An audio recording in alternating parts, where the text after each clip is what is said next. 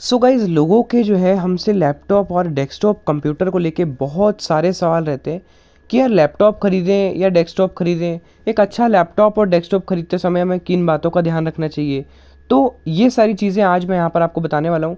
और सबसे इम्पॉर्टेंट कि लैपटॉप और डेस्कटॉप में डिफरेंस क्या है वो यहाँ पर मैं आपको बताने वाला हूँ। तो वीडियो काफ़ी नॉलेजेबल है, इंटरेस्टिंग है आप लोगों के सवाल पर ही है। तो इस वीडियो को सबसे पहले तो शेयर करना ज़रूरी है, क्योंकि इन वीडियोस पर व्यूज़ कम आते हैं लेकिन ये वीडियोस काम की होती है। तो शेयर करना यार, और लाइक की कमी नहीं होनी चाहिए। जितने लोग देख रहे हो एटलीस्ट लाइक ज़रूर कर दो। चैनल को सब्सक्राइब करके बेल आइकन को ऑल पर सेट कर लेना, ऐसी ही वीडियोज़ आपके लिए आती रहेंगी। मैं उम्मीद करता हूँ कि आप इस वीडियो से कुछ ना कुछ ज़रूर सीखेंगे। तो चलिए फ्रेंड्स, वीडियो को स्टार्ट करते हैं। सो गाइस, सबसे पहले तो लैपटॉप और डेस्कटॉप कंप्यूटर में एक अंतर क्या है वो यहाँ पर हम बात करते हैं। तो यहाँ पर गाइस जो सबसे पहला जो यहाँ पर अंतर है वो हार्डवेयर तौर पर है। मतलब सारे अंतर यहाँ पर एक तरह से आप हार्डवेयर लेवल पर ही कह सकते हो। आपने देखा है कि लैपटॉप जो है बहुत ज़्यादा छोटा होता है ना। आप उसको इजीली बैग में जो है कैरी करके कहीं भी ले जा सकते हो टांग के भैया। अब डेस्कटॉप के साथ आप ऐसा नहीं कर सकते। डेस्कटॉप एक बड़ा सा सीपीयू होता है ना, जो जिसके अंदर जो है सब चीज़ें कनेक्टेड होती है। बड़ा सा मॉनिटर, बड़ा सा कीबोर्ड। अब उसको कैसे आप भैया बैग में भर के लेके जाओगे? वो तो यहाँ पर आपको जो है दिक्कत करेगा ना। तो यहाँ पर अब आपको यूज़ हो गया लैपटॉप।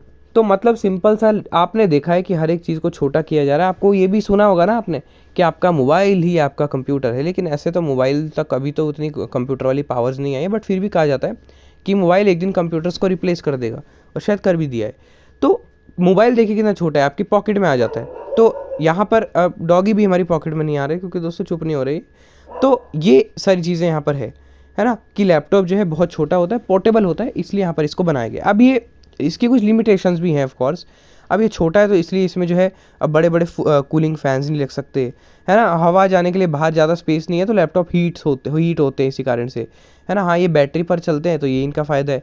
बाकी इनके अंदर जो पावर होती है वो इतनी ज़्यादा पावरफुल नहीं होती। मतलब एक i3 11 जनरेशन जो आपका लैपटॉप में चलेगा, वही आपका i3 11 जनरेशन जो है आपके विंडोज़ या डेस्कटॉप में या जिसको आप कंप्यूटर कहते हो, उसमें बहुत ज़्यादा बढ़िया चलेगा। क्यों? क्योंकि उसमें और इक्विपमेंट्स लगे हुए हैं, उसमें जो है हवा जाने की जगह है। तो प्रोसेसर आपको पता है जितना हीट होता है उतना स्लो चलता है।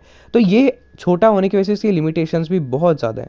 तो मतलब अगर आपको कुल मिलाकर नॉर्मल टास्क करना है, और अगर आप बाहर इधर से उधर कहीं कहीं जाते रहते हो, तो यहाँ पर आप लैपटॉप प्रेफर करना आपके लिए सही रहेगा, है ना। अब यहाँ पर अगर आप कहीं जाते नहीं हो, आप घर पर ही यूज़ करते हो विंडोज़ का, तो पीसी बेस्ट रहेगा। क्योंकि कम प्राइस में भी आपको, मतलब 15,000 में जो फीचर यहाँ पर मिलेंगे वो आपको वहाँ 30,000 में मिलेंगे लैपटॉप में। तो ये इतना बड़ा प्राइस डिफरेंस आता है ना। तो आप खुद का अगर पीसी असेंबल करते हो तो और सस्ता पड़ता है। तो ये सारी चीज़ें आपको देखनी पड़ेंगी कि आपकी यूसेज क्या है। बाकी मेन डिफरेंस यही है कि लैपटॉप आपका छोटा होता है, और वो बनाया इसलिए किया था कि वो पोर्टेबिलिटी को जो है फुलफिल कर सके, और वो ये करता है।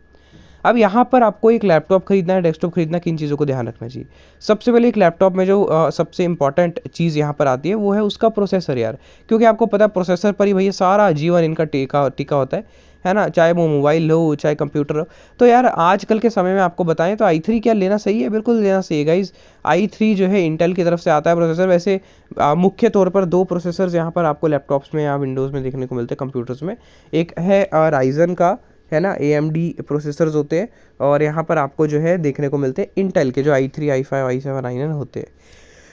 अब यहाँ पर जो है जो AMD राइजन वगैरह के प्रोसेसर होते हैं, ये थोड़े कम प्राइस वाले लैपटॉप में मिलते हैं। बाकी अच्छे प्रोसेसर होते हैं, ऐसा नहीं बेकार होते हैं, आप इनको ले सकते हो। इनका मेन फोकस क्या रहता है, कम बजट वाले लैपटॉप में इनको लाया जाता है ताकि सस्ते दरों पर भी लैपटॉप वगैरह बिक सके। तो अगर आपका बजट कम है तो इन प्रोसेसर्स के साथ भी आप जा सकते हो। इंटेल की मेन हम यहाँ पर बात कर रहे हैं। तो i3 तो आपको 11-12 जनरेशन मिलना शुरू हो जाता है, 35-32 से भी, कुछ लिनोवो वगैरह कंपनी के। तो इतने से ये मिलने शुरू हो जाते हैं। इससे नीचे वाला प्रोसेसर तो आप आज के समय में मत लीजिएगा।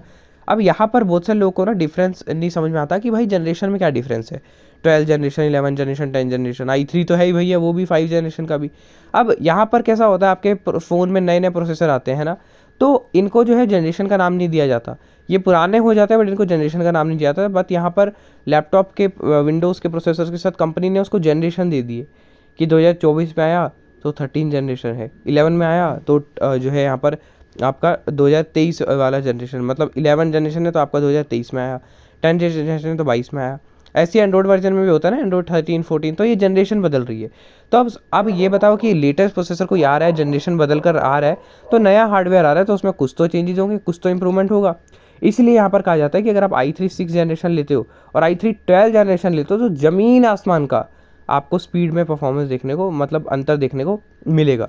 तो इसलिए यहाँ पर आपको कुछ i5 वाले प्रोसेसर भी बहुत सस्ते दरों पर जो है आप ले लेते हो, दे दिए जाते हैं, है ना। तो वो सही नहीं है, उनकी जनरेशन कम है और इतने पावरफुल नहीं है। इससे बढ़िया आप i3 का 12 जनरेशन को लेटेस्ट लो, उससे ज़्यादा बढ़िया चलेगा।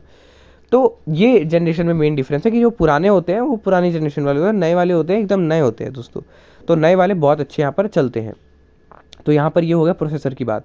तो i3 आप मिनिमम, आपका यूसेज पे डिपेंड है गाइस। i3 वैसे नॉर्मल टास्क आराम से कंप्लीट करा देता है। मैं अभी i3 यूज़ ही कर रहा हूँ, है ना। 11 जनरेशन वाला अच्छा खासा चल जाता है, कोई दिक्कत नहीं आती। बट कभी कभी अगर आपको प्रॉब्लम आती है तो यहाँ पर आप रैम अपग्रेड कर सकते हो, क्योंकि प्रोसेसर अच्छा है i3, है ना। अगर आपका बजट कम है, हम यहाँ पर लो से लो बजट की बात कर रहे हैं।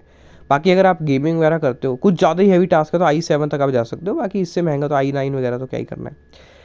यहाँ पर नेक्स्ट रैम आती है हमारी। यहाँ पर आज के समय में आपको मिनिमम मेरे हिसाब से 8 GB रिक्वायरमेंट है। वैसे 16 GB भी मिनिमम कहा जाता है आजकल, लेकिन 8 GB फिर भी अगर आप लेते हो तो आपका काम चल जाता है। लेकिन 4 GB वाले लैपटॉप आज के समय में बिल्कुल भी मत लेना, चाहे सेकेंड हैंड भी ले लो।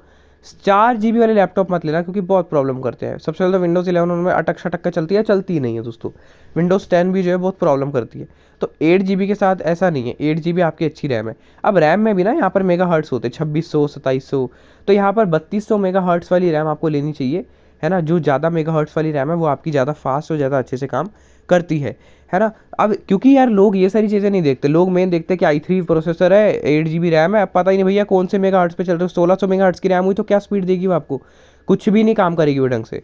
अब इसके साथ साथ DDR4 होता है, DDR5 आता है। तो ये भी है 4 और 5, ये भी लेटेस्ट वाले है, तो 5 आप प्रेफर करना। तो ये सारी चीज़ें भी आपको देखना ज़रूरी है, एक रैम के साथ और एक प्रोसेसर के साथ। प्रोसेसर के साथ एक बैकग्राउंड में TU लिखा होता है, किसी में कुछ लिखा होता है। तो TU का मतलब यहाँ पर ये आपका एनर्जी सेव करता है, बैटरी सेव करता है। दूसरा वाला एक और कुछ लिखा होता है, उसमें जो है आपका मतलब ये बैटरी सेव नहीं करेगा, आपका ये हैवी परफॉर्मेंस जो गेमर्स वगैरह उनको टारगेट करता है। तो ये छोटी छोटी चीज़ें भी जो है आपको देखनी चाहिए अगर आप एक लैपटॉप, एक डेस्कटॉप खरीदते हो, जो आपको जो है बहुत ज़्यादा हेल्प करती है एक अच्छा यहाँ पर कंप्यूटर खरीदने में। तो रैम के मामले में यहाँ पर आप 8 GB मिनिमम लीजिए। अगर 16 GB मिल रही है 1000 और देकर, तो आप 16 GB लीजिए, क्योंकि आजकल के समय में ज़रूरी यहाँ पर ये बन गई है। अब यहाँ पर रैम की बात हो गई। अब हम लोग यहाँ पर एक और इम्पॉर्टेंट हार्डवेयर पार्ट है जिसका नाम है स्टोरेज। यहाँ पर हार्ड डिस्क आजकल के समय में लेना बिल्कुल भी सही नहीं है। हार्ड डिस्क वाले लैपटॉप बहुत सस्ते मिलते हैं, लेकिन यहाँ पर उनमें स्पीड एकदम होती है ज़ीरो। ऑन करना है भैया आपको लगेगा 50 सेकेंड ऐसा लगेगा, नया लेके भी कौन से पुराने ज़माने का क्या लेके आ गए दोस्तों आप। तो यहाँ पर आपको जो है जो SSD को प्रेफर करना चाहिए, और लेटेस्ट वैसे SSD मिलती है। अब ये कैपेसिटी की जहाँ तक बात करें तो 256 मिनिमम रखो, 128 वाला मत लेना। 256 से आप शुरुआत कर सकते हो। बाकी अगर आपको 512 मिल रही है, 512 से भी ऊपर आप ले रहे हो, तो वो बहुत वेल एंड गुड, बहुत ज़्यादा बढ़िया। बट 256 मिनिमम होना चाहिए, क्योंकि यार स्टोरेज बहुत ज़रूरी है। और SSD और हार्ड डिस्क में डिफरेंस यहाँ पर बताता चलूँ कि SSD जो है बिल्कुल नई टेक्नोलॉजी है।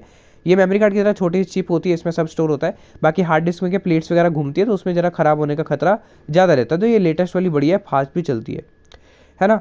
और भी यहाँ पर कुछ छोटी मोटी चीज़ें यार आपको देखनी है, कंपनी ब्रांड देखना है जो आपको अच्छी सर्विस देता हो। यहाँ पर अब किसी एक स्पेसिफिक ब्रांड के बारे में तो मैं बात नहीं करूँगा। डेल भी अच्छा है, HP भी अच्छा है, लिनोवो भी अच्छा है, सारे ब्रांड अच्छे हैं। अब वो आपको कौन सा बढ़िया लग रहा है, किस प्राइस रेंज में क्या मिल रहा है, वो आप देख सकते हो। कुछ लोग एक्सेसिबिलिटी पूछते हैं कि भाई लिनोवो एक्सेसिबल है, HP ऐसे कैसे पूछ रहे हो आप, विंडोज़ ऑपरेटिंग सिस्टम ही चल रहा है ना उसमें। तो यहाँ पर हार्डवेयर मेन आपको देखना है, आपका जो सॉफ्टवेयर है वो तो विंडोज़ ही चल रहा है, ऑपरेटिंग सिस्टम तो विंडोज़ ही, तो एक्सेसिबिलिटी का यहाँ पर ऐसा कोई इशू नहीं होता है। वैसे अब लेटेस्ट जितने भी लैपटॉप आ रहे हैं उनमें कुछ में आपको Co-Pilot वगैरह के बटन्स भी देखने को मिल रहे हैं। तो अगर आप प्रेफर करना कि अगर आप लेटेस्ट लैपटॉप ले रहे हो तो AI जिसमें इंटीग्रेट हो, AI हेल्प जो है यहाँ पर कंपैटिबल प्रोसेसर है वही आप लेना, ताकि आप लेटेस्ट लैपटॉप भी लो और अच्छा भी लो।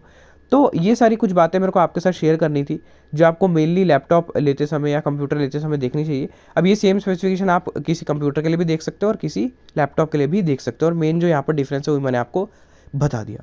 तो उम्मीद है आपको कुछ सीखने को मिला होगा। कैसे लिखा आपको वीडियो कमेंट करके बताइए। अच्छी लगी तो लाइक कर देना, सभी के साथ शेयर कर देना, चैनल को सब्सक्राइब कर लो, बेल आइकन को ऑल पर सेट कर लो, ऐसी ही वीडियोस आपके लिए आती रहेंगी। व्हाट्सएप और टेलीग्राम ग्रुप में आप लोग व्हाट्सएप से जुड़ सकते हो। अगर आपका कोई भी क्वेश्चन है तो आपको इनबॉक्स में पूछ सकते हो।